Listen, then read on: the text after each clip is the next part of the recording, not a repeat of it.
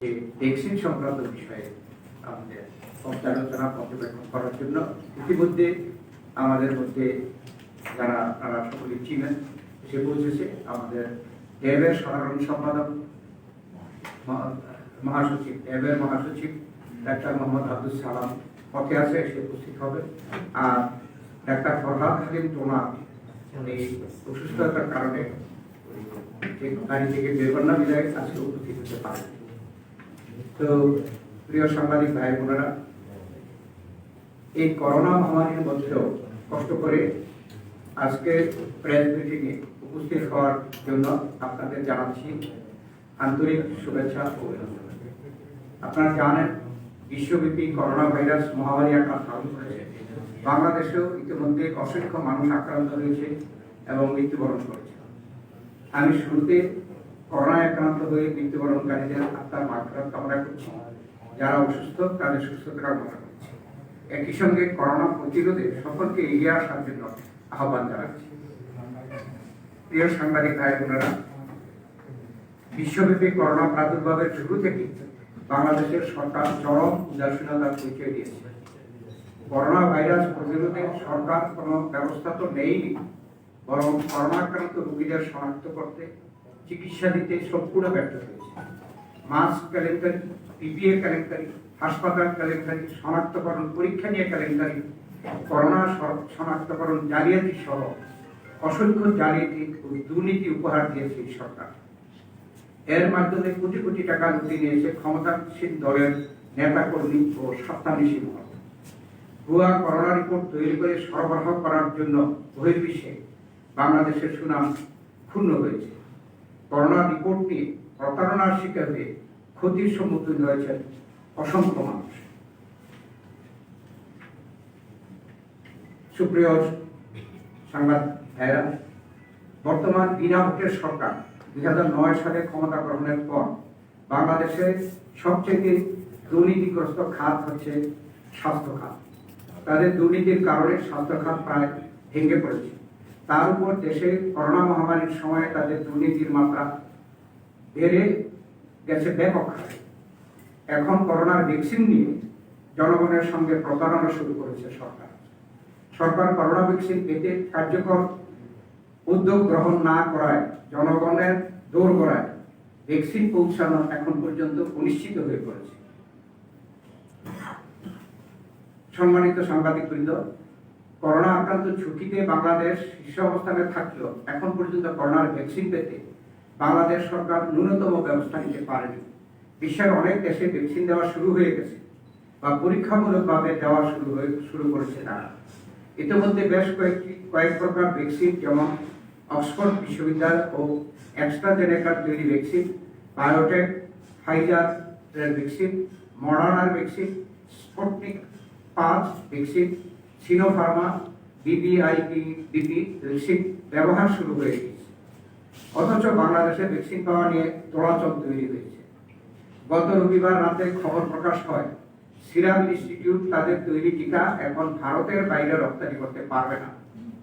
Serum ইনস্টিটিউটের প্রধান নির্বাহী কর্মকর্তা আদার পুনাওয়ালার বরাত দিয়ে একাধিক আন্তর্জাতিক সংবাদ সংস্থা জানায় তারা এই মুহূর্তে টিকা রপ্তানি করতে পারছে না। এই কারণে বাংলাদেশের মানুষের মাঝে চরম হতাশা দেখা দিয়েছে।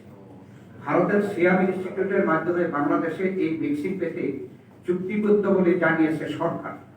বাংলাদেশ সরকারের সঙ্গে G2G চুক্তি হয়েছে বলে জানিয়েছে স্বাস্থ্যমন্ত্রী। আবার ভ্যাকসিন পক্ষ থেকে বলা হয়েছে সরকারের সঙ্গে নয়, চুক্তি হয়েছে ভ্যাকসিনকোর সাথে, যা বাণিজ্যিক চুক্তি। ভ্যাকসিনকোর পক্ষ থেকে পরিষ্কার বলা হয়েছে যে G2G চুক্তি হয়নি। সুতরাং করোনার ভ্যাকসিন নিয়ে সরকারের মন্ত্রীদের বক্তব্য জনগণের মধ্যে বিভ্রান্তি সৃষ্টি করেছে। যদিও গতকাল তড়িঘড়ি করে করোনা ভাইরাসের টিকা নেওয়ার জন্য প্রায় 6,000 কোটি টাকা প্রকল্প এক থেকে অনুমোদন দেওয়া হয়েছে, সেখানেও রাখা হয়েছে বিশাল দুর্নীতির খাত।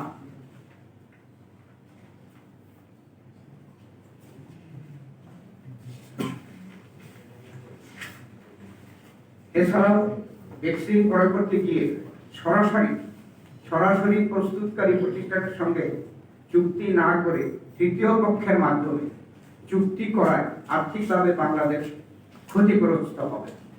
এর মাধ্যমে ভ্যাকসিনের প্রতিটি ডোজের দাম প্রায় দ্বিগুণ পড়বে। যদি কয়েক কোটি ভ্যাকসিন আমদানি হয়, তা সাধারণ মানুষ আদৌ সে ভ্যাকসিন পাবে কিনা তা নিয়েও যথেষ্ট সন্দেহ রয়েছে। করোনা ভ্যাকসিন বিতরণের জন্য সরকারের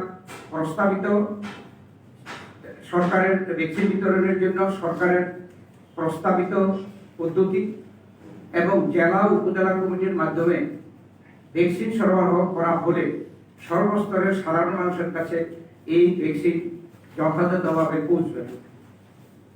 সাংবাদিক ভাই বোনেরা, এক, ভ্যাকসিন বিনামূল্যে পাওয়া জনগণের অধিকার এবং এই অধিকার থেকে জনগণ যাতে বঞ্চিত না হয় সেজন্য বিএনপি প্রথম থেকে বিনামূল্যে এই ভ্যাকসিন সরবরাহ করার জন্য দাবি জানিয়ে আসছে। এই ভ্যাকসিন যাতে জনগণ সঠিকভাবে পায় সেটা অবশ্যই সরকারকে নিশ্চিত করতে হবে। দুই, বর্তমান সরকার প্রথম থেকে ভ্যাকসিন ক্রয় করার কার্যকর উদ্যোগ নেয়নি। যদি ভ্যাকসিন প্রস্তুতকারী প্রতিষ্ঠানসমূহকে পূর্বেই যথাযথভাবে অগ্রিম টাকা অথবা ট্রায়াল দেওয়ার সুযোগ দেওয়া হতো, তাহলে প্রস্তুতকারী প্রতিষ্ঠানগুলো থেকে স্বল্প মূল্যে বাংলাদেশ ভ্যাকসিন সংগ্রহ করতে পারত। তিন, ভ্যাকসিন ক্রয় করতে গিয়ে সরাসরি প্রস্তুতকারী প্রতিষ্ঠানের সঙ্গে চুক্তি না করে তৃতীয় পক্ষের মাধ্যমে চুক্তি করায় আর্থিকভাবে বাংলাদেশ ক্ষতিগ্রস্ত হয়েছে। এর মাধ্যমে ভ্যাকসিনের প্রতিটি ডোজের দাম প্রায় দ্বিগুণ হয়েছে। অন্যদিকে যদি সরাসরি সরকার প্রস্তুতকারী প্রতিষ্ঠানের কাছ থেকে ভ্যাকসিন ক্রয় করত, তাহলে প্রায় অর্ধেক মূল্যে বাংলাদেশ ভ্যাকসিন পেত। এর মাধ্যমে শত শত কোটি টাকা সাশ্রয় হতো। শুধুমাত্র একটি গোষ্ঠীকে আর্থিকভাবে লাভবান করতেই এই ধরনের চুক্তি করা হয়েছে। চার, ভ্যাকসিন বিতরণের ক্ষেত্রে বিশ্ব স্বাস্থ্য সংস্থা কর্তৃক প্রণীত গাইডলাইন সঠিকভাবে মেনে চলতে হবে। কোনো অবস্থায় যাদের ভ্যাকসিন পাওয়ার অগ্রাধিকার রয়েছে, অর্থাৎ বিশ্ব স্বাস্থ্য সংস্থার গাইডলাইন অনুযায়ী যাদের ভ্যাকসিন পাওয়ার অগ্রাধিকার রয়েছে, তাদেরকে তাদের অধিকার থেকে বঞ্চিত করা যাবে না। শুধুমাত্র রাজনৈতিক প্রশাসনিক ক্ষমতার মাধ্যমে অগ্রাধিকার প্রাপ্ত ব্যক্তিদের পরিবর্তে অন্যদেরকে এই ভ্যাকসিন দেওয়ার প্রস্তাবনা রয়েছে। দেশের 60 বছরের অধিক বয়সী জনগোষ্ঠী, বিভিন্ন রোগে আক্রান্ত জনগোষ্ঠী, প্রাধিকারপ্রাপ্ত জনগোষ্ঠী, সম্মুখ সারির করোনা যোদ্ধারা বঞ্চিত হওয়ার সম্ভাবনা রয়েছে, যা কোনোভাবেই গ্রহণযোগ্য নয়। 5, বেসরকারি খাতে উচ্চ মূল্যে চিহ্নিত কতিপয় মহলের নিকট প্রায় 3 মিলিয়ন ডোজ ভ্যাকসিন বিক্রি সরাসরি জনগণের সংবিধানের অধিকারের পরিপন্থী। স্বাস্থ্য সুরক্ষা জনগণের সাংবিধানিক অধিকার নিশ্চিত করার সরকারের দায়িত্ব। শুধুমাত্র অর্থনৈতিক কারণে সাধারণ মানুষের প্রতি বৈষম্যমূলক আচরণ কোনোভাবে গ্রহণযোগ্য নয়। ভ্যাকসিন নিয়ে ব্যবসা করার সুযোগ দিয়ে সরকার একটি স্বার্থান্বেষী মহলকে শত শত কোটি টাকা হাতিয়ে নেওয়ার সুযোগ করে দিচ্ছে। এখানে উল্লেখযোগ্য, প্রস্তুতকারী প্রতিষ্ঠান ও ভ্যাকসিন আবিষ্কারক এই ভ্যাকসিন থেকে কোনো ধরনের রয়্যালটি বা লভ্যাংশ নিচ্ছে না, অথচ বাংলাদেশে এই নিয়ে ব্যবসার সুযোগ করে দেওয়া হচ্ছে। 6, কোভিড-19 ভ্যাকসিন সংগ্রহে শুধুমাত্র একটি দেশ বা স্বার্থান্বেষী মহলকে খুশি রাখার জন্য এই উদ্যোগ নেওয়া হয়েছে। যদিও অনেক প্রস্তুতকারী প্রতিষ্ঠান ও দেশ অনেক আগেই ভ্যাকসিন ট্রায়াল এবং পরবর্তীতে স্বল্প মূল্যে ভ্যাকসিন দেওয়ার প্রস্তাব দিয়েছিল, কিন্তু সেটি গ্রহণ করা হয়নি। যদি একাধিক প্রস্তাব গ্রহণ করা হতো, তাহলে ভ্যাকসিন নিয়ে আজ এই অনিশ্চয়তা তৈরি হতো না। 7, 2020 সাল স্বাস্থ্য খাতে যে ধরনের দুর্নীতির চিত্র প্রকাশিত হয়েছে, সেটি শুধুমাত্র টিপ অফ দি আইসবার্গ।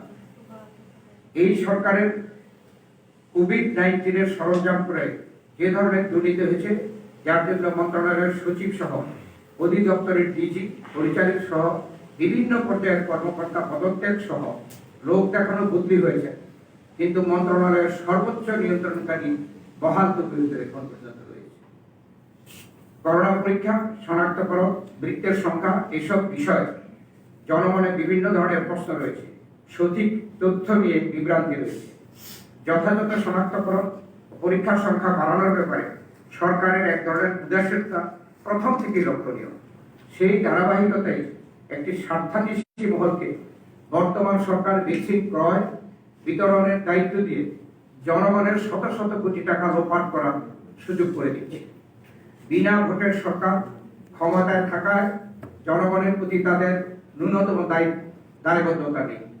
সরকারের অদূরদর্শিতা লুটপাট নীতির কারণে ভ্যাকসিন নিয়ে আজ অনিশ্চয়তা তৈরি হয়েছে। যে অনিশ্চয়তা দেখা দিয়েছে তার জন্য সরকারকে অনতিবিলম্বে ভ্যাকসিন সংগ্রহ, যে অনিশ্চয়তা দেখা দিয়েছে তার থেকে উত্তরণের জন্য সরকারকে অনতিবিলম্বে ভ্যাকসিন সংগ্রহ, মূল্য ও সংরক্ষণ এবং বিতরণ ব্যবস্থা সম্পর্কে সুস্পষ্ট বক্তব্য জনগণের সামনে উপস্থাপনের জন্য আমরা জোর দাবি জানাচ্ছি। সেই সাথে ভ্যাকসিন সংগ্রহের জন্য অতি দ্রুত বিকল্প উৎস খুঁজে বের করার জন্য আহ্বান জানাচ্ছি। আপনাদেরকে সকলকে ধন্যবাদ। আল্লাহ হাফেজ। বাংলাদেশ জিন্দাবাদ। আপনারা যদি কিছু প্রশ্ন করতে চান প্রশ্ন করতে পারেন। এর মধ্যে আমরা যে কথাগুলো বলেছি এর মধ্যে আমাদের খাওয়া দাওয়া আছে। ভারত সরকার স্যার একটা কনফার্ম করলো যে ভ্যাকসিন মানে চুক্তি অনুযায়ী পাবে বাংলাদেশ। এখন আপনারা বলছেন অনিশ্চিত সোর্স থেকে মানে খোঁজার মানে আহ্বান জানাচ্ছেন। মানে এখন কি অনিশ্চয়তা আপনাদের দৃষ্টিতে? মানে স্যার আপনারা অনিশ্চয়তার কথা বলছেন? অনিশ্চয়তা আমরা এই জন্য যে আপনারা জানেন যে মন্ত্রী আমাদের জনগণকে আশ্বাস দিয়েছিল জানুয়ারি মাসে শেষ সপ্তাহে আসবে। তার পরবর্তীকালে এটা রিভাইজ করে বলেছে ফেব্রুয়ারিতে। আজকের পত্রপত্রিকায় তারাই আবার বলছে মার্চ এপ্রিলে আসবে। অর্থাৎ এটা অনিশ্চয়তা না। দুই হচ্ছে ভারত এই যে অক্সফোর্ড টিকা ভারতের সাথে যে কোম্পানির সাথে সেরাম ইনস্টিটিউটের সাথে যে চুক্তি হয়েছে, তারা বলছে যে তারা এখনো বিদেশে রপ্তানির জন্য তারা অনুমতি পায় নাই। অনুমতি পায় নাই, তাদের সিইও করেছে। আবার তারাই আবার উল্টো করেছে। আবার আমাদের এদিকে যে আমাদের মন্ত্রীরা বলছে যে এটা G2G এগ্রিমেন্ট। এটাকেই আমি মনে করি যে এই সরকার একজন বলছে G2G হলে গভর্নমেন্ট টু গভর্নমেন্ট কন্ট্রাক্ট, তাহলে কিন্তু গভর্নমেন্ট ভ্যাকসিনকো সিরাম ইনস্টিটিউট কন্ট্রাক্ট হওয়ার কথা। এটা কিন্তু ভ্যাকসিনকোর যে ম্যানেজিং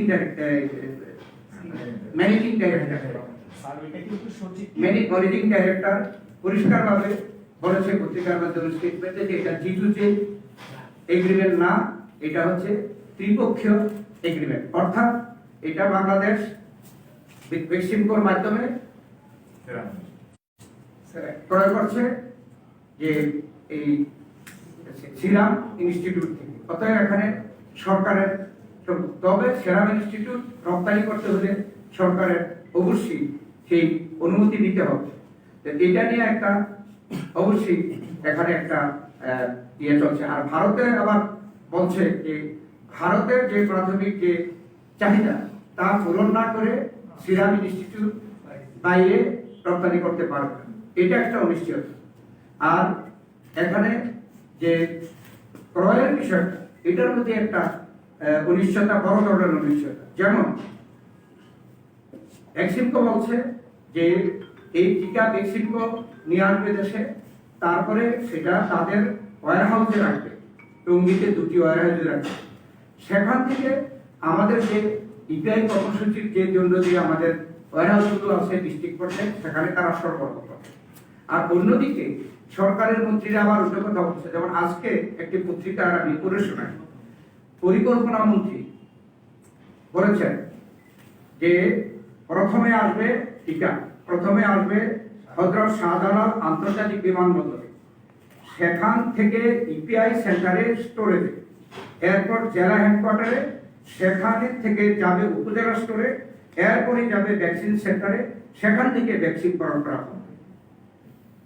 তাহলে যদি এরা বলছে আন্তর্জাতিক বিমানবন্দরে আসবে এবং সরাসরি আমাদের যে ইপিআই সেন্টারে যাবে, এবং আমাদের কিন্তু সেই সক্ষমতা আছে। আপনারা জানেন যে আমাদের ইপিআই কর্মসূচি অত্যন্ত সফল কর্মসূচি, এবং এই ভ্যাকসিনটি ইপিআই এর যে আমাদের ওয়্যার হাউস আছে এই টেম্পারেচার এটা উপযুক্ত। সেই জন্য আমাদের সক্ষমতা থাকতেও কেন ওই ভ্যাকসিন ক্লেম করছে যে তারা এনে তাদের টঙ্গী ওয়ার হাউসে রাখবে, তারপরে সরবরাহ করবে। আর আজকে পররাষ্ট্রমন্ত্রী বলছে আন্তর্জাতিক বিমানবন্দরে আসবে, তারপরে ইন্ডিয়ায় পরিকল্পনা মন্ত্রী বলছে যে সেখান থেকে ইপিআই সেন্টারে স্টোরেজে যাবে। তাইলে তো এখানে তৃতীয় পক্ষের অর্থাৎ ব্যক্তি করে এখানে কোনো সম্পৃক্ততা নেই। অতএব সরকারের পক্ষ থেকে এক সময় এক এক কথা বলাতে আমরা মনে করি যে এই পুরা ভ্যাকসিন পাওয়ার ব্যাপারটা, প্রাপ্তির ব্যাপারটাই অনিশ্চিত। আরেকটি ব্যাপার হলো যে কোনো দেশে আপনারা দেখবেন যে একটি কোম্পানির সাথে কেউ চুক্তি করে বসে থাকে, বিকল্প যে চুক্তি করেছে বিকল্প যে সোর্স তারা আগে অগ্রিম বুকিং করে রেখেছে। কিন্তু আমাদের বাংলাদেশে শুধুমাত্র একটি কোম্পানির সাথে চুক্তি করে তারা বসে আছে। আর এছাড়াও বাংলাদেশে অন্যান্য দেশের, আমরা বলেছি অন্যান্য দেশের কিছু টিকা যারা ইতিমধ্যে তারা সেই সব দেশে তারা প্রয়োগ করছে। এই টিকা বাংলাদেশে পরীক্ষামূলকভাবে দেওয়ার জন্য, ট্রায়াল দেওয়ার জন্য কিন্তু প্রস্তাব দিয়েছিল, কিন্তু বাংলাদেশ সরকার সেই প্রস্তাব গ্রহণ করে। যদি এটা করত, সেটা যদি প্রমাণিত হতো সেই সব দেশে তারা দিচ্ছে। অতএব এখানে কিন্তু বার্গেনের একটা সুযোগ থাকে, সেই সুযোগটাও রাখে দেয়। এবং আমরা মনে করি যে আপনারা দেখেছেন পত্রপত্রিকায় লিখেছিল যে এই করোনা টিকা নিয়েও একটা কূটনীতি চলছে, এবং এই টিকা কূটনীতির আমরা মনে করি যে ভ্যাকসিন কূটনীতির শিকার আমরা বাংলাদেশ হয়েছি। এই সকল কারণে একটি মাত্র সোর্সের উপরে নির্ভর হওয়ার কারণে আমরা অনিশ্চিত মনে করছি। একটা কনফিউশন একটু দূর করবে, সেটা হচ্ছে যে আপনারা বক্তব্য বলছেন যে বিকল্প সোর্স থেকে সংগ্রহ করা যায়। তা আমরা কিন্তু জানি যে এই অক্সফোর্ডের যে টিকাটা, সেটা তাপমাত্রাটা 2-3 ডিগ্রি 4 ডিগ্রির মধ্যে রাখা যায়, ফলে আমাদের যে বাংলাদেশের যে রাখার যে জায়গা সেগুলো আছে, কিন্তু 17-18 ডিগ্রি থেকে আমাদের সম্ভব বিকল্প হয়েছে কীভাবে করবো। আর সেকেন্ড হচ্ছে আপনারা বলছেন যে পাবে কি পাবে না, সরকার কিন্তু গতকালকে একটা বিজ্ঞপ্তি দিয়েছে এবং কারা পাবে, ফর্ম টাইনারা পাবেন, বিনামূল্যে পাবেন, কীভাবে কোন প্রক্রিয়া গভর্নমেন্ট কালকে ক্লিয়ার করে দিয়েছে। তাহলে আপনারা বিরোধিতা করছেন কেন? হ্যাঁ, আমি সরকারের পরিকল্পনার সম্বন্ধে আপনাদেরকে বলতে চাই যে তারা কয়েকটা পর্যায়ে তাদের পরিকল্পনা, এটা তাদের পরিকল্পনা করেই আমরা বলছি, দেখে বলছি যে এখানে সন্দেহ প্রকৃতপক্ষে যারা দরকার তারা প্রাথমিকভাবে পাবে না। যেমন তারা প্রথম ধাপ, দ্বিতীয় ধাপ, তৃতীয়, চতুর্থ, চারটি ধাপ। এটা প্রথম একটা একই করেছি, প্রথম ধাপ, প্রথম এ বি, তারপরে দ্বিতীয়, তৃতীয়, চতুর্থ, তারপর ছয়, কিন্তু তারা চতুর্থ ধাপ। প্রথম ধাপে যারা টিকা পাবে তারা দেখেন যে এটা ঠিক আছে, যে চিকিৎসক, স্বাস্থ্যকর্মী এরা পাবে, বেসরকারি স্বায়ত্তশাসিত স্বাস্থ্যসেবা প্রতিষ্ঠান পাবে, চিকিৎসার সাথে জড়িত ব্যক্তিরা পাবে। তারপরে টিকা পাবে বীর মুক্তিযোদ্ধা, ওর পরেই টিকা পাবে বীর মুক্তিযোদ্ধা। তারপরে পাবে এরপরে পাবে যারা আইন শৃঙ্খলা রক্ষা বাহিনী, পুলিশ, ট্রাফিক, আনসার ইত্যাদি। হ্যাঁ, এবং হ্যাঁ, সামরিক, আধা সামরিক প্রতিরক্ষা বাহিনী, army, navy, air force, guard regiment ইত্যাদি। এরপর তাহলে এরা আপনারা লক্ষ্য করেন দ্বিতীয় তালিকায় তাদের যে রয়েছে, দ্বিতীয় অগ্রগণ্য তালিকায় তাহলে মন্ত্রণালয়, সচিবালয়, জেলা প্রশাসক, ইউনিয়ন অফিসের কর্মকর্তা কর্মকর্তা। তারপরে পাচ্ছে পরে হইলেন আপনারা সাংবাদিক এবং মিডিয়া কর্মী তালিকায়। এরপরে আছে জনপ্রতিনিধি। জনপ্রতিনিধি কারা? ৭৮,২৯৮ জন। সংসদ, মেয়র, সাংসদ, মেয়র, সিটি কর্পোরেশন, পৌরসভা, কাউন্সিলর ইত্যাদি এরা, এবং তাদের কর্মচারী, তারাও আবার ১.৫ লাখ কর্মী আছে সরাসরি, এরা পাবে। এরপরে পরের তালিকায় আছে ইমাম, মুয়াজ্জিন, চার্চ, মন্দির, বৌদ্ধ মন্দির, অন্যান্য উপাসনালয়ের ধর্মীয় পেশাজীবী। তারপরে কিছু সার্ভিস স্যার আমরা জানি আচ্ছা, এরপরে কিন্তু আপনার এটা প্রস্তাবনা কি স্যার আমাদের আমাদের আপনি ভালো হয় আমি এরপরে বলছি, এরপরের পর্যায়ে আসছে বয়োজ্যেষ্ঠ 60 ঊর্ধ্ব কত করে বললাম। অথচ বিশ্ব স্বাস্থ্য সংস্থার প্রথম প্রায়োরিটি হচ্ছে বয়স্ক ব্যক্তিদেরকে এবং যারা অসুস্থ, এক্সিস্টিং অসুস্থ ব্যক্তি এবং বয়োজ্যেষ্ঠ। এরপরে হইল ফ্রন্টলাইনার, সম্মুখ সারির যোদ্ধাদের। এখানে সম্মুখ সারির যোদ্ধা সচিবালয়, প্রাইম মিনিস্টার অফিস, এই সেই ইউনো অফিস, সংসদ সদস্য, তারা কিন্তু ফ্রন্টাল অর্গানাইজেশন ফ্রন্টাল কর্মী না। প্রথম কিন্তু ওয়ার্ল্ড হেলথ অর্গানাইজেশন আমেরিকায়, ব্রিটেনে প্রথম দিকে দেওয়া শুরু হয়েছে। আপনারা লক্ষ্য রাখবেন যে আমেরিকায় প্রথম পেয়েছে বাইডেন, প্রেসিডেন্ট ইলেক্ট, প্রথম টিকা পেয়েছে, কিন্তু তার ভাইস প্রেসিডেন্ট কিন্তু ওই দিনই নিতে পারেনি। ভাইস প্রেসিডেন্ট তার বয়স অনুযায়ী যখন সিরিয়াল আসছে সেই দিনই সে টিকা পেয়েছে। আপনারা যদি ব্রিটেনে দেখেন, রানী প্রথম টিকা পেয়েছে, সেই দিন ওল্ডেস্ট লেডি ইন ইউকে। প্রধানমন্ত্রী কিন্তু সেই দিনে টিকা পায় না, তার অনেকদিন পরে প্রধানমন্ত্রী সিরিয়াল আসার পরে সে টিকা পেয়েছে, যেহেতু প্রধানমন্ত্রী রানী থেকে অনেক বয়সে কম। এটা এবং যারা এই বিভিন্ন রোগে, দুরারোগ্য রোগে আক্রান্ত, তারা পাচ্ছে প্রথম। আর আমাদের ক্যাটাগরিতে আসছে কি অনেক পরে বয়োবৃদ্ধ এবং এই রোগীরা। সেই জন্য বলছি যে যারা বিশ্ব স্বাস্থ্য সংস্থা এখন গ্লোবালি রিপোর্ট নেয়, যারা প্রাপ্য, যাদের প্রাপ্য, তারা পিছনে পড়ে যাচ্ছে। এবং অন্যদিকে যে স্টেজ বাই স্টেজ এই ইয়েগুলো আসবে, 50 লাখ করে এক এক মাস আসবে, অতএব অনেক পিছনে পড়ে যাচ্ছে ওই অগ্রাধিকার গোষ্ঠীটাকে। সারা বিশ্বে যেটাকে অগ্রাধিকার গোষ্ঠী বলা হচ্ছে। 2 নম্বর হলো আমাদের এই বক্তব্যে আছে যে সরকার জেলা উপজেলা পর্যায়ে কমিটি করেছে লিস্ট করার জন্য। এবং আমাদের অভিজ্ঞতা হলো যে আমরা এই করোনার সময় দেখেছি যে নগদ প্রণোদনা দেওয়ার জন্য লিস্ট করতে বলা হয়েছিল, সেই লিস্ট তারা কি করেছিল যে সরকারি স্কুটিতে সেই লিস্টের অর্ধেক বাতিল করতে দিয়েছে। অতএব এই সরকারের এই যে লিস্ট করার যে প্রক্রিয়াটা জেলা এবং উপজেলায় স্বাভাবিকভাবে দলীয় সরকারের দলীয় লোক দিয়ে এই লিস্টটা করা হবে। দলীয় লোকদের সর্বশেষের দিকে যখন পাবে, তাও দলীয় লোকরা পাবে, সাধারণ জনগণের কাছে এই ভ্যাকসিন পৌঁছবে। সেই জন্যই আমরা বলছি যে এই ভ্যাকসিনের বিতরণের ব্যাপারে প্রকৃত যারা প্রাপ্য এবং সাধারণ জনগণ, তাদের এই সরকারের পরিকল্পনা মোতাবেক তাদের অনেক পিছনে তাদের সারি পড়ে গেছে এবং তাদের কাছে পৌঁছবে কিনা সেটা আমরা সন্দেহ করছি। অতএব এটা জনগণের স্বার্থে, জনগণের স্বাস্থ্যের স্বার্থে। করোনা ভাইরাস সারা পৃথিবীতে কিন্তু এইভাবে কোনো ক্যাটাগরি করে সরকারি লোক ইত্যাদি এদেরকে অগ্রাধিকার দেয়, যাদের প্রয়োজন আগে তাদেরকে অগ্রাধিকার দেওয়া হয়েছে। তো সেটাও এই সরকার কিন্তু মন করা করছে। ধন্যবাদ স্যার। সেটা হচ্ছে স্যার